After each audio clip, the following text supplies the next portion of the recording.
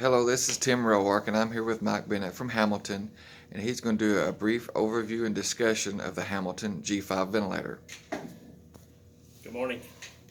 So we'll start by looking at the outside exterior of the G5. The setup is pretty basic compared to what you normally do. The difference with a Hamilton ventilator is we get all of our measurements from a proximal flow sensor. So we have an adult pediatric that has 9 milliliters of dead space, or if you're using the neonatal functionality, the proximal flow sensor has 1 milliliter dead space. How this flow sensor works is it looks at pressure differentials across this membrane, and it measures pressures, volumes, and flows going both directions at about 200 times a second. So that's how we obtain our data and get more additional values than you typically see. So looking at the front of the device, you can see we have built-in aerogen so that you can do your bronchodilators or whatever medications through your aerogen that's integrated into the machine. You also have integrated in mainstream capnography that is different than your current side stream that's using a sampling. This is going to give you a breath-by-breath analysis of your CO2, end-tidal CO2, along with your volume of CO2. So you get a lot of extra data with that CO2 module, and that's integrated into the device as well. Looking at the ports along the front, you have the ability to measure esophageal pressure. So you could put a balloon in the patient's esophagus to measure transpulmonary pressures. We have a standard nebulizer along with that aerogen neb, our flow sensor connection, and one of the features that is unique to Hamilton is this IntelliCuff. So what IntelliCuff is you have a disposable line that you attach to the machine. The other end attaches to your endotracheal tube or your tracheostomy. And then from the screen, you can control your cuff pressures. So as you can see, once I turn it on, it's going to have a set cuff pressure. I've got it set at 25 currently. Once I turn it on, it's going to inflate my cuff to 25. Now what the system is going to do is, then if we have a patient that's moving and you have varying pressures within that cuff, it's going to either add or take away volume to maintain that 25 centimeters of water or whatever you have it set. Okay. To deflate the cuff for a leak test or to extubate the patient, you can also deflate the cuff, two-step process, and you can see it's going to remove the volume from your tube cuff. Once you've done your leak test or you've decided to reinflate, just turn the device back on and it's going to re-add. This also, if you can see, works in the standby function of the ventilator. So the ventilator, it's a separate mechanism from the vent. As I X out of that, this is our standby screen. So you can see we have adult, pediatric, and neonatal functionality. On the standby screen as well, you have the ability to put the patient's gender and height. If you're an adult pediatric, if you're a neonatal, you would add the patient's weight. It's going to calculate our patient's ideal body weight using that information. At the top right-hand corner, you see there's a mode selection, and this is the modes that we have to choose from. They've organized those in your volume targeted modes on the right-hand side, your pressure targeted modes on the left. I'm sorry, I think I said that right. On volume on the right, pressure on the left. So you have CMV, which is our standard volume control, SIMV volume control. APV, CMV, and APV, SIMV is adaptive pressure ventilation. So this is Hamilton's version of PRVC. So if you wanted to select PRVC SIMV, on our ventilator it would be APV SIMV. You have volume support, adaptive support ventilation I'm going to come back to, and high flow oxygen. Looking on the left hand column, you have standard pressure control, SIMV pressure control. You have two modes that could be set up for APRV or by vent. If you're used to using the servo APRV by vent, then you would use the APRV selection. That's where you would select your pressure high, pressure low, time high, and time low. Spontaneous is our pressure support CPAP.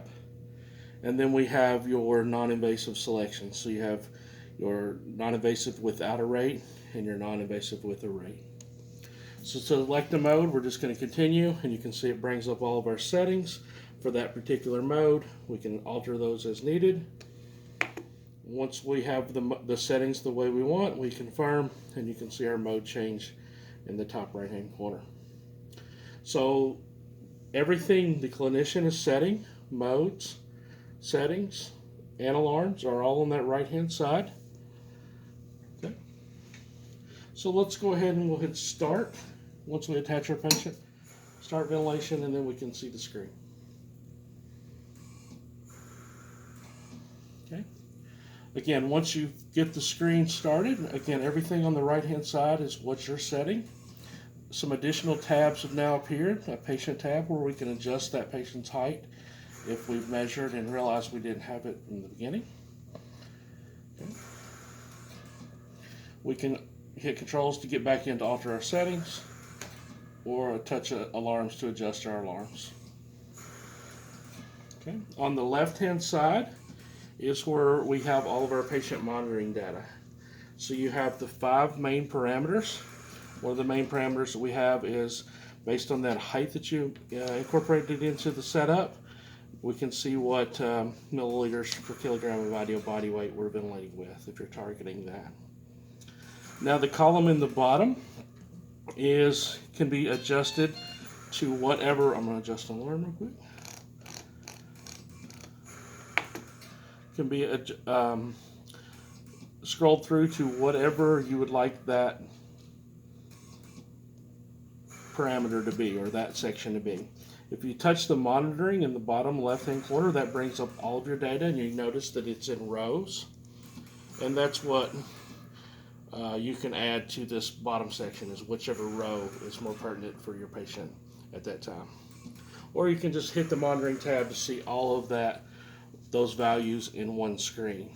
So you can see we have 6 different rows. Again, we have our leak percentage, our milliliter per kilogram of ideal body weight, and then page 2 is going to give you some additional data, including the 10 parameters that are associated with mainstream capnography.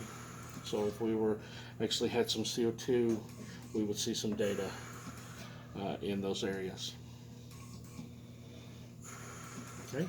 Now the graphics in the middle, the default is to have 2 scalar waveforms and then 2 intelligent panels. But the graphics layouts could be adjusted to your preference. Layout 1 gives you standard waveforms. You can also add your CO2 to that screen. So if we have our patient CO2 module in place, we're going to have our pressure, flow, volume, and you can also see the CO2. Layout 2 again was our default. It's going to have 2 waveforms with 2 panels. The panel in the left hand side is called the dynamic lung, and it's usually has a lot of value. You can see it's going to display our cuff pressure. It's going to display our CO2 if we are using that module, and it's also going to give us a breath by breath analysis of our patient's mechanics, because again, that proximal flow sensor is measuring so fast that we're going to get those mechanics breath by breath. Now the picture or the shape of the lung is representing what's going on with those mechanics. So you can currently see our static compliance is mildly decreased for this patient. So that's why you have these angled lungs. There's 3 stages of angled lungs. There's a 6-sided, 5-sided, and 4-sided, which represent mild, moderate, or severe decrease in compliance. Now you also notice with the patient that we have, the test lung, we have a really high resistance. So we have a mucus plug or a bronchospasm or something that's causing a resistance to be high, and that's what those red airways are indicating, is that we have a high resistance.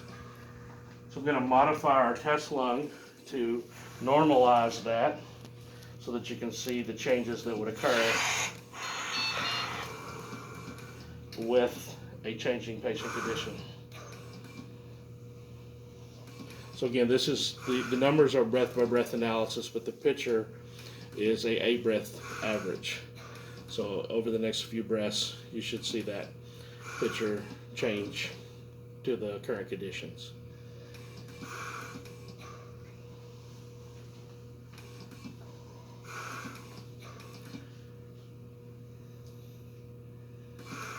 Okay, you can see the airways went back to normal with the decrease in resistance. Okay, so we also have a third layout, layout 3, which gives us 4 panels. Again, any panel, any waveform could be adjusted by just touching and selecting a different parameter. I'm just putting a flow volume loop into one of my panels. So now I have waveforms, loops, my dynamic lung, and I can also trend. So I could trend any value that this machine monitors for up to 96 hours. So if you're coming in on Monday morning, wanted to trend some things from over the weekend, you could do that as well. So I just put up peak pressure, mean pressure, and our frequency trend screen. So I could trend that for 1 hour. We don't have a lot of data because we haven't been running the machine that long. So you can see I can make this as much information as I want, or I could just go back to graphics, hit restore, and bring it back to our basic screen. Okay, anytime on any screen, I could hit pause. I could pause the screen to allow for using the cursor to go back to any data point that I need to view. Again, coming across the bottom, we looked at monitoring, where we found all of our data. We looked at graphics, where we could change our layout of our screen. If we go to tools, this is where we can do our maneuvers. So we can do an inspiratory hold or an expiratory hold by simply just touching the hold. It will time out at 10 seconds in the adult pediatric mode, or 3 seconds in the neonatal, or I could stop it manually as I just did. It's going to automatically freeze the screen, so then I can analyze that hold or that maneuver. To get rid of the freeze, just touch the knob again and it'll go away. There's also a tool within tools called PV tool, and what this is a ability to do a slow flow pressure volume curve. So if we set this up and we started at a 0 pressure and we went to a pressure of 40 and we come back to a pressure of 0, we want to do this as slow as possible to decrease any resistance in our system. So I'm going to put it as slow as it goes. You can see it's a 40-second maneuver. Okay, it's going to say, do you really want to go to a P for 0? I'm going to say no, and then I hit start. And what it's going to do is it's going to do a really slow curve. And what information we're going to gather from that is whether our patient's lungs are recruitable or are they already open. So we can look at this curve to say, hey, our patient's lungs respond to pressure by adding volume, or they don't respond to pressure by adding volume. So if they respond, we know that adding PEEP is going to be beneficial to this patient. Doing a recruitment maneuver is going to open the patient. Or if you have a curve like we have now, you can see it's really narrow, so the lung is not responding to volume or not responding to pressure with volume. So this patient would not respond to PEEP, not respond to volume. Okay, so the information that we can gather from the PV curve is, are they recruitable or not recruitable? It's also going to give us our inflection points, lower and upper inflection points. And then it also lets us, if the patient does need a recruitment maneuver, it allows us to set up a recruitment maneuver within this tool. So a simple tool that can be used for diagnostic, and it also could be used for therapeutic. Okay. If I scroll across the bottom again, I have an events tab. This ventilator is going to log the last 1,000 events, whether it be settings, alarms, or the combination. Okay, and then under the system tab, we have the ability to set up the nebulizer. So the Aerogen neb that we were talking about earlier, you can set up the duration. It could be continuous or intermittent. And once the therapist has that nebulizer set up the way they want, they add their medications, and there's a button along the bottom that activates the neb. So quick, easy, and efficient for that nebulizer. Okay, also under system, you'll see there's a gas source. So this ventilator has a connection for Heliox. So we could, if we needed that occasion, to use Heliox either through invasive, non-invasive, or high flow. You could use the Heliox for any of those systems. The IntelliCuff is this is another way of getting back to the IntelliCuff we talked about earlier. And then you have an O2 enrichment tab, which allows you to customize your O2 enrichment button for whatever value you would like. So it's in the adult pediatric mode, it's going to default to 100% for 2 minutes if you hit the O2 breath. In the pediatric, it's going to default, or neonatal functionality, it's going to default to 10% above what you have set. But in either functionality, adult, pediatric, or neonatal, you have the ability to customize that for whatever you would like. So we're set at 50%. You would like the patient not to get more than 60, you would just set that at 10% above. When your O2 enrichment was activated, it would just give that 10%. Okay. So that is around the screen. The screen's quite easy if you just think about it. Everything that the clinician is setting is on the right hand side. Modes, controls, alarms. Every monitoring data point is going to be on the left hand side or within your graphics in the middle. Again, you have the PV tool that would be beneficial for recruitment, patients with oxygenation issues. You also have the ability to do esophageal pressure monitoring as well. And the last thing I'm going to touch on is a mode that is unique to Hamilton ventilators, and it's called ASV. And ASV stands for Adaptive Support Ventilation.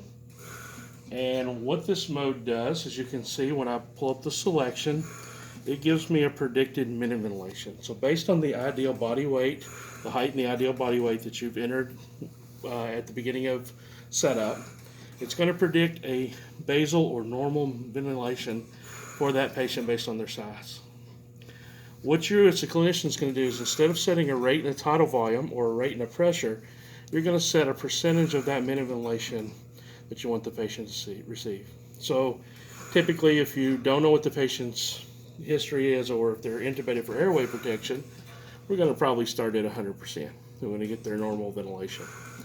If they've got a known injury, we may start that higher at 125% or so.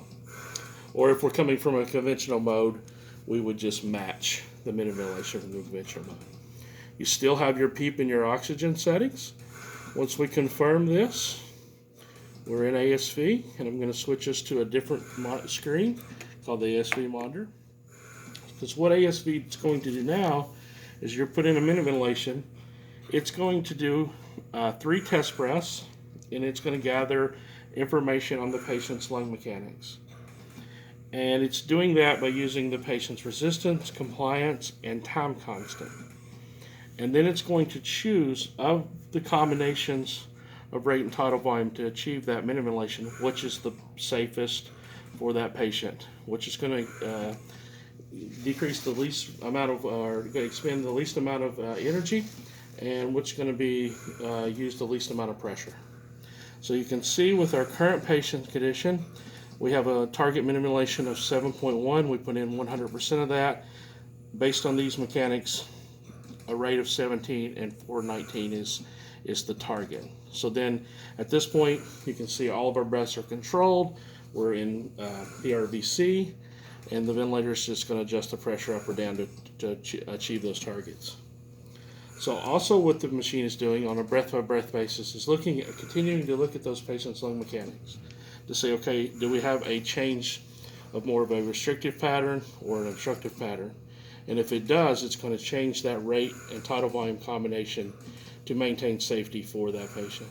So for example, if the patient becomes have stiffer lungs, less compliant lungs, that rate is going to increase and the tidal volume is going to decrease. Versus more of a obstructive pattern, that rate's going to slow down so that the patient has plenty of time to exhale and increase that volume.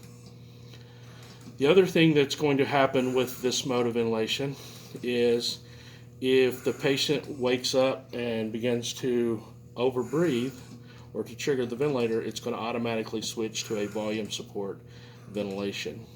But again, it's going to always target a minimum ventilation of 7.1 in this example.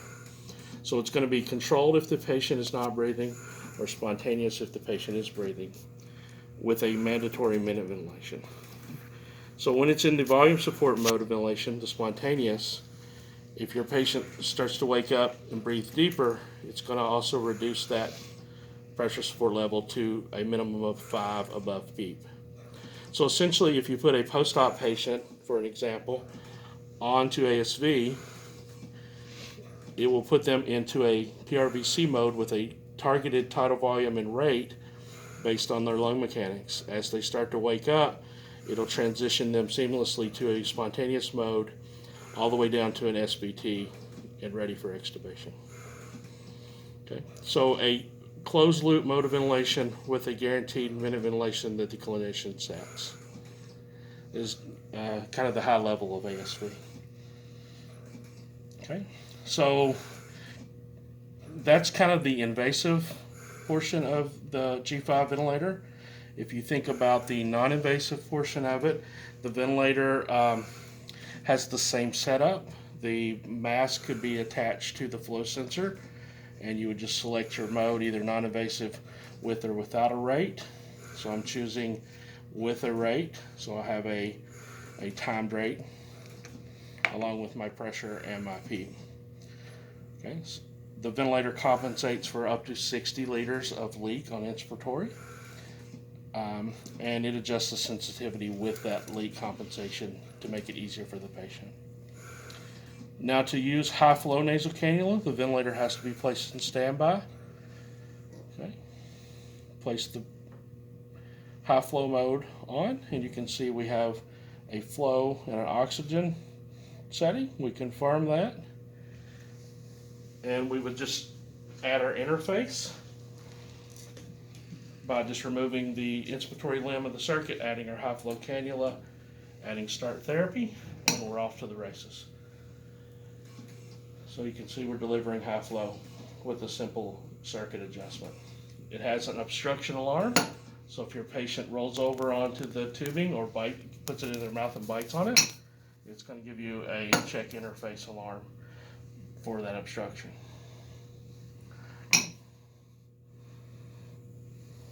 Okay. Now the neonatal functionality, again, requires a separate flow sensor